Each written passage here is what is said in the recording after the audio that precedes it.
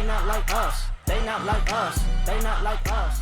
At this point, Drake needs to sue himself for defamation because he's just his own worst enemy right now. Have you all been seeing this man's moves? I'm sure you have, but like, I just can't believe what I'm seeing, to be honest with you, because like, no matter how bad it gets, it seems to just get worse and worse and worse. And when it comes to this defamation lawsuit that he just filed against UMG, it doesn't make sense for a lot of different reasons, but there's a bigger conversation here, which has to do with, ironically, what Kendrick Lamar was talking about in Not Like Us, which is race. Because this is what has me thinking with this whole entire lawsuit. There's like one very specific part about it that I just can't look past. So let's start here. We saw how Drake was on Aiden Ross's stream and he was on XQC's stream.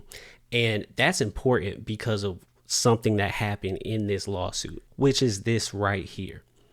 So you're telling me that Drake went on streams, right, with two white streamers, right? But it just so happens that the channels that he named, the streamers and reactors that he named in this lawsuit as examples, are all black, even though there's plenty of white people that reacted to it that even got more views than these. Whether you see that as coincidence or there's nothing to it, the dynamic is there that makes it extremely questionable. And then when you add in things like this, where Drake is alleging that Kendrick was being anti-Semitic by calling him a colonizer, like, this is Drake weaponizing his proximity to whiteness in this lawsuit. Now, what is proximity to whiteness, you may ask? Because Drake is biracial, right?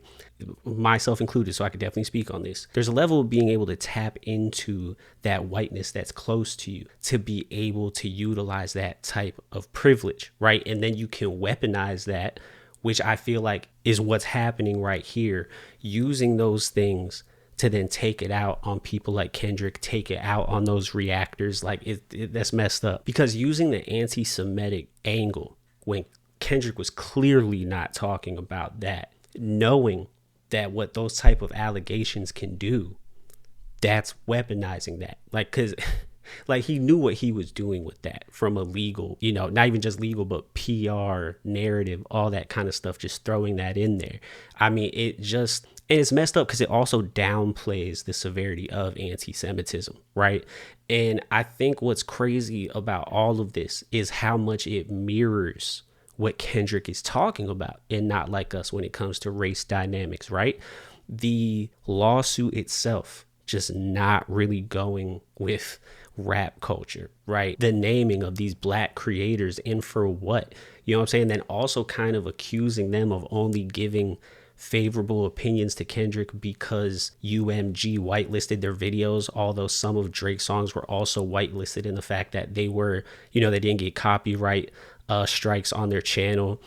So they were able to get paid from that. And then also, it doesn't, like, if you're a reactor, you react to things whether you're getting paid or not. That's just part of the gig. Like, as someone who's been reacting to things for 5 years, I can tell you that, like, we expect not to get paid. So when we do, it's a big deal. That's why when Kendrick, UMG, I guess, did whitelist the video and people were getting some money off of it, it was a big deal in the reacting community because that hardly ever happens. But it was also happening for some of Drake's songs as well. So it's a whole mess. And then another aspect of this when it comes to race is, say Drake does win this case, what he was saying that UMG should have did. Hold on, I actually have this. Let me pull it up. So what Drake wanted UMG to do before he filed the lawsuit is he wanted them to pull down Not Like Us and the music video because of, you know, it was defaming him, right? But what's really crazy about this when we bring race into it, right? What Drake is asking for is essentially censorship in a way, right? And if he would win, essentially, it would put this burden on the labels or the publishers, whoever, to really look into the lyrics their artists are writing to make sure they won't get sued for them. And who would get hit with that level of censorship the most? Minorities, right? Because it doesn't just have to do with rap beef. It could be with anything, any type of political issue that, say, a black person speaking out against, that, you know, the label would then look at that song. And even though this artist is speaking truth to power, the label could look at the song and be like, I might get sued over this. So nope, not doing it. And it always hurts minorities the most that are speaking truth to power. So I feel like that would be a terrible, terrible precedent to set if this goes through. And I know in this video, I'm just hitting the race angle and how that plays into this lawsuit. But what's wild about this lawsuit is, and why I feel like it's so interesting to so many people is that there's so much intertwined in this lawsuit when it comes to culture, from race to predatory business practices to the whole PDF allegations. And then you have like Diddy and everything happening in the culture. Like there's just so much that's relevant to our society right now packed into this lawsuit.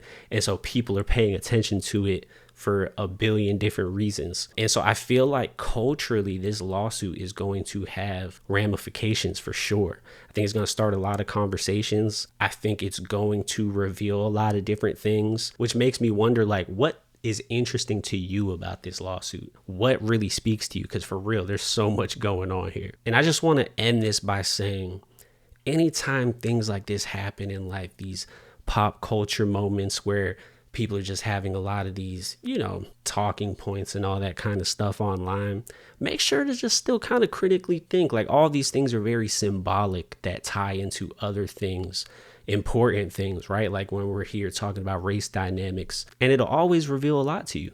It will.